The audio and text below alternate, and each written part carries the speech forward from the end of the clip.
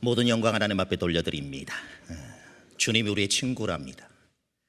세상의 친구는 상황 때문에 변하기도 하지만 우리의 친구 되시는 예수님은 변함없는 좋은 친구가 되어주신다고 합니다. 언제나 그 주님을 친구 삼아 여러분의 인생의 길을 걸어가게 되어지면 가장 힘들고 어려울 때 가장 친한 친구가 먼저 달려와 가지고 우리를 도와주듯이 우리에게 가장 친한 친구 되시는 그 예수님께서 여러분의 삶을 책임져 주시고 인도하여 주실 줄로 믿습니다.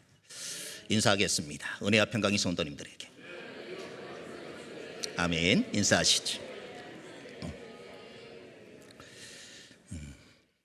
오늘도 예배 자리 나오신 여러분 모두에게 하나님의 은혜와 평강이 충만하게 흘러넘치기를 소망합니다.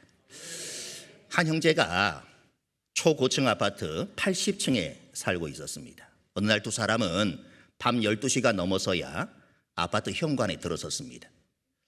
엘리베이터를 타려고 보니까 공교롭게도 자정부터 운행하지 않는다, 이런 안내문이 붙어 있는 것입니다. 몇 층이라고요? 집이 80층. 아침에 나갈 때도 분명히 붙어 있었을 텐데 아마 미쳐보지 못하고 출근을 한 것 같습니다. 더구나 형제는 등에 무거운 배낭을 메고 있습니다. 그래도 아직 혈기왕성한 나이이기에 두 사람은 씩씩하게 계단을 오르기 시작했습니다.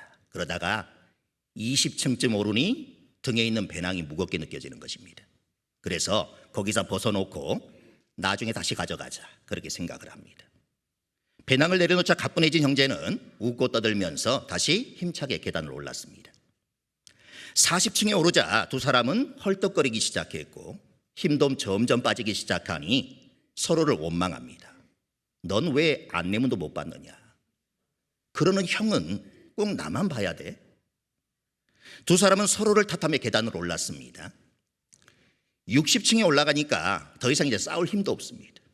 묵묵히 계단을 올라 드디어 80층에 있는 집 문 앞에 섰을 때 두 사람은 약속이 난 듯이 동시에 서로를 쳐다보며 이렇게 소리칩니다. 뭐라고 소리쳤을까요? 아, 열쇠. 무겁다고 아까 20층에 벗어놓고 온 그 배낭 속에 열쇠를 넣어둔 것입니다. 여러분, 이것이 우리의 인생이라는 것입니다. 첫 계단부터 올라가기 시작해 20대 일을 즈음이면 사회에는 여러 가지 규칙이 있고 해야 할 일들이 있음을 알게 됩니다. 부담스럽지만 외면할 수 없는 현실 앞에서 자신 등에 맨 꿈과 열정이라는 배낭이 슬슬 거추장스러워지기 시작합니다. 잠시만 내려놓자, 어느 정도 안정이 되어지면 그때 다시 가져가면 되지. 나이를 먹을수록 20층에 내려놓은 꿈과 열정의 배낭은 잊어버린 채 하루하루 그냥 만족하며 살아갑니다. 그러다 40세에 이르면 경쟁은 더욱 심해지고 일은 더욱 힘겨워지면서 주변을 탓하게 되고 불평을 하게 됩니다. 그러면서 소중한 젊음의 시간을 허비하게 됩니다. 60세에는 젊은 시절의 기세등등함은 찾아볼 수 없게 되어집니다. 남을 원망했던 그런 마음도 사라지고 그저 현실에 순응하며 80세까지 걸어갑니다. 마지막 지점에 서 있노라면 문득 진한 슬픔이 밀려듭니다. 그리고 일생에서 가장 중요한 것, 20세 때 배낭 속에 두고 온 꿈과 열정, 희망이 그제서야 생각이 납니다. 하지만 돌아갈 수는 없습니다. 인생은 일방통행이기 때문입니다. 프랑스의 문학가이자 사상가인 로맹 롤랑은 이런 말을 했습니다. 인생은 왕복차표를 발행하지 않는다. 일단 떠나면 다시는 돌아오지 못한다. 누구나 알고 있는 그런 사실이지만 무심결에 잊고 지내왔던 말이어서 그런지 우리 가슴에 따끔한 그런 충고로 다가옵니다. 지금도 우리는 다시 돌아올 수 없는 길을 가고 있음을 알고 있음에도 불구하고 마치 언제라도 쉽게 돌아올 수 있을 것처럼 가볍게 걸어가고 있다는 것입니다. 이 길로 가는 것이 맞는지, 이 사람과 함께 가도 괜찮은지, 우리는 여러 가지 것을 생각해 봐야 하는데도 기분에 따라 이리저리 왔다 갔다 하는 것입니다. 한참 시간이 흐른 뒤에야 후회하게 됩니다. 아, 그때 그 사람 얘기를 듣는 것이 아닌데. 그때 비로소 우리는 깨닫게 되어지지만 다시는 돌아갈 수 없다라고 하는 사실에 큰 상실감과 견딜 수 없는 불행을 느낍니다. 그렇기 때문에 우리의 행보는 한 걸음 한 걸음이 신중해야 한다는 것입니다. 인생길은 다시 되돌아올 수 없는 일방통행로이기 때문입니다. 요한복음 13장부터 17장은 예수님이 십자가에 돌아가시기 전 마가의 다락방에서 있었던 마지막 만찬 때 하신 그런 말씀입니다. 일명 다락방 강화라 이렇게 부릅니다. 오늘 본문의 바로 앞장인 요한복음 13장에서 예수님은 여러 가지 중요한 말씀들을 하셨습니다. 손수 제자들의 발을 씻기시고 너희들 중에 한 사람이 나를 팔게 될 것이라 이렇게 말씀을 하셨고, 내가 가는 곳에 너희들이 올 수 없을 것이다 이렇게 자신의 부활과 승천을 예고하시기도 하셨습니다. 또 수제자였던 베드로가 자신을 3번 부인할 것도 말씀을 하셨습니다. 제자들에게 이 모두는 기쁘고 즐거운 소식이 아니라 슬픈 소식들입니다. 따라서 제자들은 너나 할 것 없이 걱정을 하고 있는 그런 분위기였습니다. 예수님을 팔게 될 가룟 유다와 부인하게 될 베드로를 생각해도 걱정이지만, 그보다는 예수님이 자기들과 함께 계시지 않을 때 자신들의 미래가 어찌 될지 더 걱정이 되었던 것입니다. 즉 예수님이 자기들의 곁을 떠나신 후에도 자기들은 세상에 남아 복음을 전해야 하고, 또 복음을 전하면서 당하게 되어질 온갖 핍박과 환난을 생각하니 너무나도 많은 걱정이 앞섰던 것입니다. 예수님은 제자들의 이런 마음을 아시고 오늘 본문 1절을 통해 이렇게 말씀해 주십니다. 함께 읽어보겠습니다. 너희는 마음에 근심하지 말라. 하나님을 믿으니 또 나를 믿으라. 예수님은 우리에게 근심할 만한 이유가 전혀 없다 이렇게 말씀하시는 것이 아닙니다.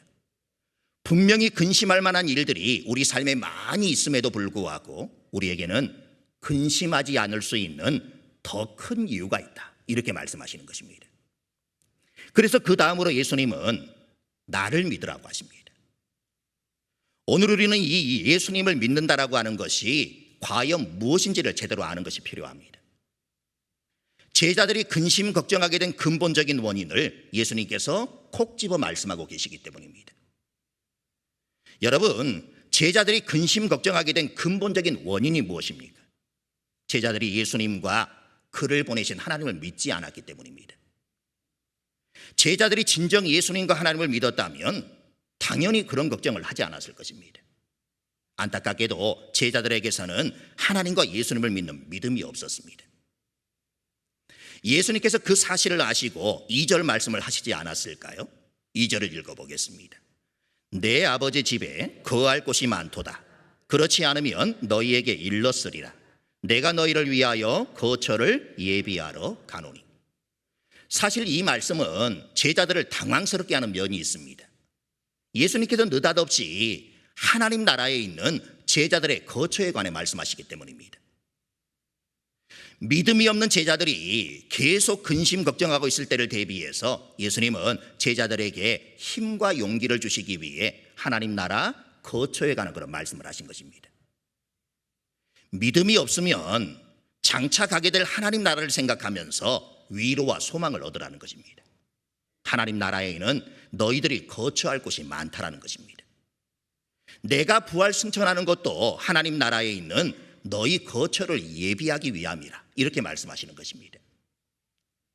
그리고 거처를 예비하게 되면 어떻게 하시겠다고 하십니까? 3절을 읽어보겠습니다. 가서 너희를 위하여 거처를 예비하면 내가 다시 와서 너희를 내게로 영접하여 나 있는 곳에 너희도 있게 하리라. 여기서 우리는 하나의 진리를 발견하게 됩니다. 예수님은 반드시 이 땅에 다시 오신다는 사실입니다. 예수님께서 친히 말씀하셨기에 제자들을 위한 거처를 예비하게 되어지면 예수님은 이 땅에 반드시 다시 오실 것입니다. 어디 비단 제자들 뿐이겠습니까? 예수님은 하나님께서 만세전부터 택하신 사람들과 저와 여러분들을 위해서도 하나님 나라에 있는 거처를 예비해 주실 것입니다. 그 일을 위해 예수님은 십자가와 고난과 죽음을 감당하시고 부활 승천하신 것입니다. 그렇다고 하나님 나라의 거처가 있기 때문에 우리가 근심 걱정을 하지 말아야 하는 것은 아닙니다. 그 이전에 하나님과 예수님을 믿는 믿음으로 말미암아 근심 걱정할 일이 있어도 우리는 근심하거나 걱정하면 안 된다고 하는 것입니다. 그리고 본문 4절을 보면 예수님께서 다소 이해하기 어려운 말씀을 하고 계십니다. 4절을 읽습니다. 내가 어디로 가든지 그 길을 너희가 아느니라. 예수님 자신이 어디로 가는지 제자들이 그 길을 안다라고 말씀하십니다. 예수님은 제자들에게 공공연히 십자가의 그 죽음과 부활과 승천을 말씀하셨습니다. 그러나 그 말씀을 제대로 이해한 제자는 없었습니다. 그런데도 왜 예수님께서는 제자들이 예수님이 가시는 길을 알 것이라 이렇게 말씀하시는 것입니까? 이것은 예수님의 반어적인 그런 표현입니다. 예수님은 자신이 몸소 설명해 줬는데도 깨닫지 못하는 제자들의 영적인 무지를 역설적으로 표현하며 꾸짖고 계시는 것입니다. 사실 제자들은 그 길을 모릅니다. 그러면서도 예수님이 물으면 예, 알죠. 좋은 데죠. 이렇게 정확히 모르면서도 대충 안다고 이야기를 했을 것입니다. 이때 도마가 용감하고 솔직하게 묻습니다. 5절을 읽습니다. 도마가 이르되 주여 주께서 어디로 가시는지 우리가 알지 못하거늘 그 길을 어찌 알겠사옵나이까. 도마는 참 솔직한 그런 사람입니다. 나중에 20장을 보면 예수님이 부활하신 다음에 제자들을 찾아오셨는데 마침 도마가 없을 때 오셨다 가신 것입니다. 그래서 도마는 다른 제자들이 주님을 만났다라고 했을 때 자기는 보아야지만 믿겠다 이렇게 고집을 부립니다. 그런 모습이 믿음이 없다 이렇게도 말할 수 있겠지만 사실은 솔직하게 표현한 것입니다. 예수님은 어떻게 보면 당돌하게 질문한 도마를 꾸짖지도 않으시고 화도 내지 않으셨습니다. 오히려 그 질문 때문에 아주 유명한 말씀을 하십니다. 6절을 읽어보겠습니다. 예수께서 이르시되 내가 곧 길이요 진리요 생명이니 나로 말미암지 않고는 아버지께로 올 자가 없느니라. 제자들은 이미 그 길을 알고 있었습니다. 왜냐하면 그들은 이미 그리스도를 알고 있었고 그리스도를 믿고 있었기 때문입니다. 그러나 제자들은 자신들이 그 길을 알지 못한다라고 생각하고 있었던 것입니다. 그래서 예수님께서 내가 바로 그 길이다 이렇게 말씀을 하시면서 너희는 이미 그 길을 알고 있다 이렇게 말씀해 주시는 것입니다. 예수님을 바르게 알고 믿고 따라가는 것이 바로 그 길을 가는 것입니다. 나로 말미암지 않고는 아버지께로 올 자가 없느니라. 여기서 말미암다라는 단어의 원어의 의미는 통하여라고 하는 그런 의미입니다. 우리는 그리스도를 믿지 않고서는 아버지께로 나아갈 수 없습니다.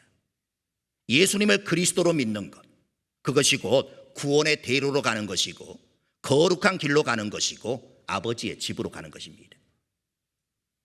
이 말씀을 뒤집으면 누구든지 나를 말미암기만 하면 틀림없이 아버지께로 올 수가 있다 이런 말씀이 되어집니다. 저와 여러분 같은 죄인이라 할지라도 예수 그리스도를 통하기만 하면 반드시 저 천국 하늘 아버지께로 갈 수 있게 된다는 것입니다. 예수님께서 오셔서 온 인류의 죄를 짊어지시고 대신 십자가에 달려 죽으심으로 천국으로 가는 길을 열어주셨습니다. 그리고 예수님 자신이 바로 그 길이 되어주신 것입니다. 따라서 나로 말미암지 않고는 아버지께로 올 자가 없느니라. 이 말씀은 이제부터는 누구나 천국에 갈 수 있게 되었다. 천국에 가지 못할 사람은 아무도 없다. 누구든지 나를 통하기만 하면 나로 말미암기만 하면 그는 반드시 천국에 갈 수 있다. 이런 말씀인 것입니다. 그야말로 복음, 기쁜 소식인 것입니다. 원문에 보면 여기에 나오는 길, 진리, 생명이라는 단어에는 모두 그라고 하는 관사가 붙어 있습니다. 그래서 이 구절을 보다 정확하게 번역한다면 이렇게 번역을 해야 합니다. 함께 읽어보겠습니다. 예수께서 이르시되 내가 곧 그 길이고 그 진리이며 그 생명이니 나로 말미암지 않고는 아버지께로 올 자가 없느니라. 그라고 하는 관사가 붙어 있다는 것은 여러 개의 길 중에 하나가 아니라 바로 그 길, 유일한 길이라는 그런 말입니다. 그 길은 또한 그 진리입니다. 유일무이한 진리이며 동시에 그 생명, 곧 유일한 생명이십니다. 이 말씀은 예수님이 진리와 생명을 소유하는 그 길이라고 하는 것을 우리에게 확실히 가르쳐주고 있는 것입니다. 예수님은 여러 길 가운데 하나의 길이 아닙니다. 유일한 길입니다. 여러 진리 가운데 하나에 불과한 진리도 아닙니다. 세계에서 유일한 진리입니다. 또 여러 생명 가운데 하나의 생명이 아니라 세상에서 유일무이한 생명이라고 하는 것입니다. 그리스도께서는 단순히 길을 일러주는 길잡이만 되시는 분이 아니라 그 길 자체가 되어주신 분이십니다. 하나 더 우리가 깊이 생각해 봐야 할 것은 기독교라는 종교만이 구원의 길이고 다른 종교는 안 된다 이렇게 말씀하시는 게 아니라는 것입니다. 예수님 당시에는 기독교도 없었습니다. 곧 예수님을 제외하고는 아버지께로 올 자가 없다라고 말씀하시는 것입니다. 분명한 것은 기독교가 아니라 예수님을 통해서만 구원이 있다는 것입니다. 그래서 예수님을 믿고 따르는 것이 중요합니다. 내가 기독교인이다 이렇게 말하는 사람들이 많습니다. 설문조사 종교란에 기독교라 이렇게 기록하는 사람들이 있습니다. 그러나 그렇게 표시는 하고서는 전혀 교회에 다니지 않는 사람도 있습니다. 어릴 때 교회에 다녔으니 거기에 체크를 하는 것입니다. 부모님이 다니시니 기독교에 체크를 하는 것입니다. 또 기독교인이라고 하면서 교회에 와서 예배를 드리기도 하지만 예수님과는 아무런 상관없이 살아가는 그런 사람들도 있을 수 있습니다. 아니, 실제로 많이 있습니다. 그러니까 교인이 구원받는 게 아니라 그리스도인, 즉 예수님을 제대로 믿는 사람이 구원을 받는다는 것입니다. 지금까지 살펴본 길, 진리, 생명은 떨어진 게 아닙니다. 상호 아주 밀접한 관련이 있습니다. 예수님은 진리의 길이며 생명의 길이시고 예수님은 영원한 길을 보여주시기 위해 생명이며 진리로 나타나셨습니다. 또 예수님은 인류를 영원한 생명으로 이끄시기 위해 길과 진리로 나타나십니다. 이처럼 길과 진리와 생명은 뗄래야 뗄 수 없는 불가분의 그런 관계입니다.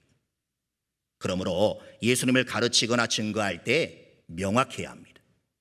즉 예수님은 길이요 진리요 생명이심을 확실하게 전해야 합니다. 그러려면 우리 자신이 먼저 예수님이 길이요 진리요 생명이심을 믿어야 한다는 것입니다. 홍사중이라는 사람이 쓴 리더와 보스라는 책에 보면 리더와 보스의 결정적인 차이점 10가지를 아주 쉽게 설명을 하고 있습니다. 보스는 성과를 요구하지만 리더는 함께 만들어간다. 보스는 일을 고통스럽게 만들지만 리더는 일을 재미있게 만든다. 보스는 회사를 키우지만 리더는 사람을 키운다. 보스는 겁을 주지만 리더는 희망을 준다. 보스는 명령을 하지만 리더는 대화를 한다. 보스는 단점만 지적하지만 리더는 장점을 칭찬한다.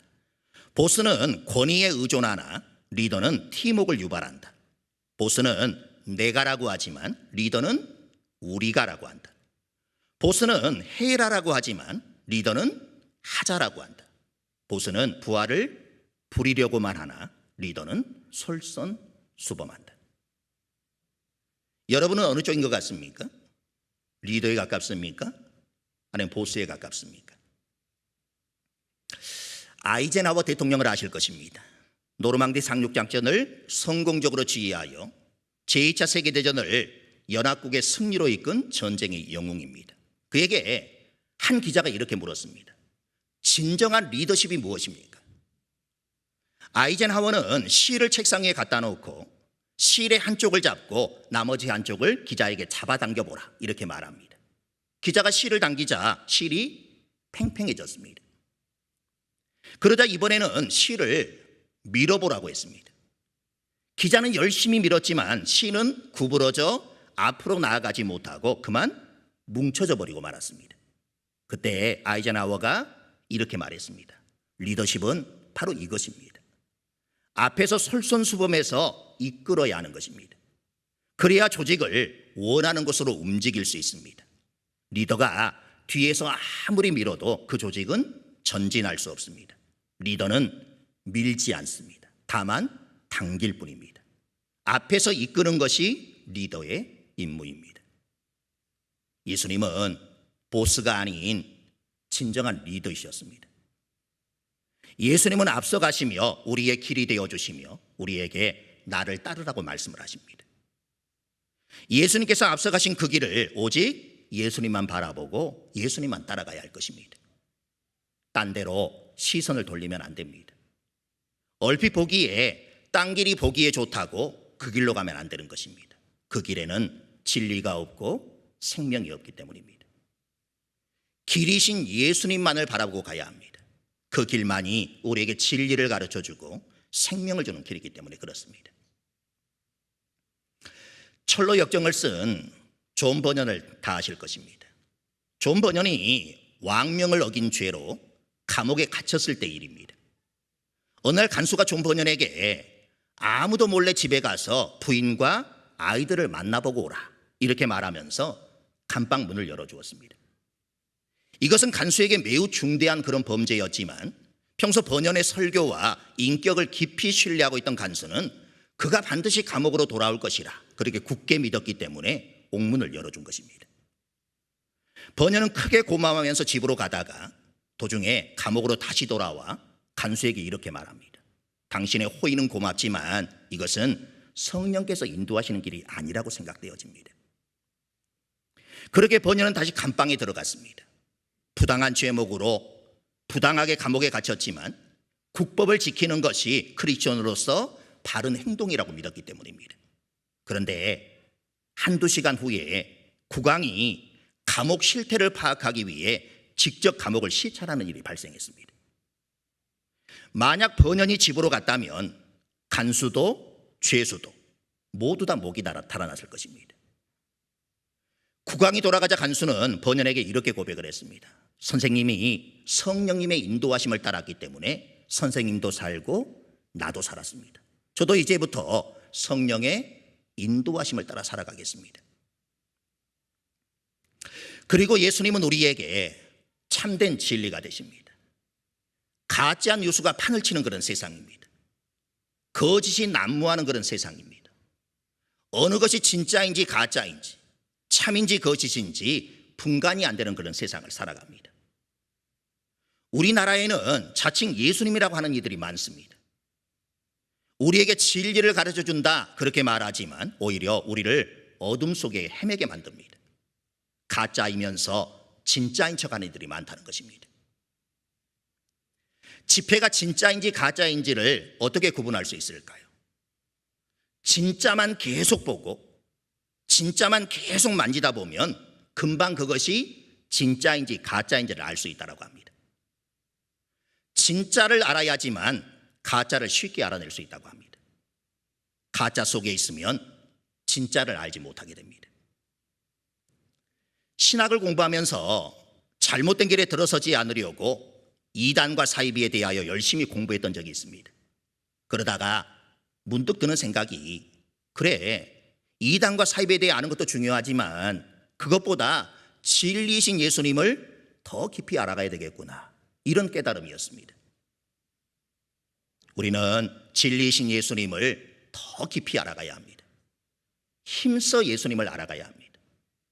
진리이신 예수님을 분명히 만나고 진리이신 예수님의 말씀을 분명히 듣고 진리이신 예수님과 늘 동행하면 가짜에 속는 일은 없게 되어질 것입니다. 진리 안에서 참된 행복을 누리게 되어질 것입니다. 14세기 신비주의 수도사였고 그리스도를 본받아라고 하는 책을 쓴 토마스 아켄피스는 내가 곧 길이요 진리요 생명이라 이 말씀을 이렇게 설명을 했습니다. 너희는 나를 따르라. 나는 길이요 진리요 생명이다. 길 없이는 갈 수 없고 진리 없이는 알 수 없으며 생명 없이는 살 수 없다. 나는 너희가 따라야 할 길이고 너희가 믿어야 할 진리이며 너희가 바라야 할 생명이다. 너희가 나의 길에 머물러 행하면 진리를 알게 될 것이요 진리가 너희를 해방할 것이니 영생을 얻게 되리라.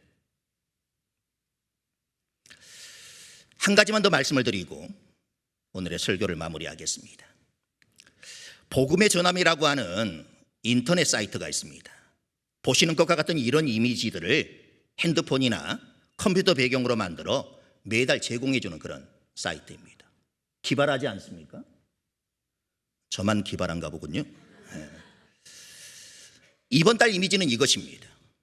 원웨이, 편도, 일방통행입니다. 이 일방통행이라고 하는 그 표지판의 그림자가 여러분들 보이십니까? 뭐가 있습니까? 십자가가 있습니다. 십자가의 길이요, 예수 그리스도께서 가신 길입니다. 그 길만 따라가면 막힌 길처럼 여겨지는 길도 어떤 길로? 기막힌 길로 바뀐다는 것입니다. 예수님을 믿는 것이 바로 그 길, 진리의 길, 생명의 길을 가는 것입니다. 사랑하는 성도 여러분, 주님이 앞서가신 그 길을 따라감으로 막힌 길도 기막힌 길로 만들어주시는 그 주님을 날마다 경험하며 살아가시는 모든 성도님들이 다 되시기를 간절히 소망합니다.